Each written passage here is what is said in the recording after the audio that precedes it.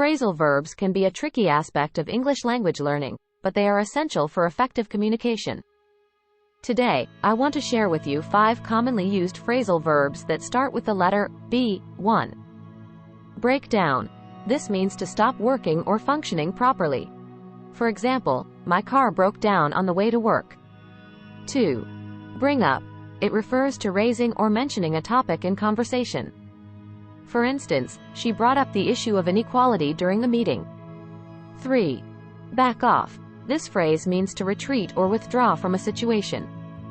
You could say, I told him to back off and give me some space. 4. Bump into. It means to unexpectedly meet or encounter someone or something. You could say, I bumped into an old friend at the grocery store. 5. Brush up. This means to revise or refresh your knowledge or skills on a particular topic. For example, I need to brush up on my Spanish before my trip to Mexico.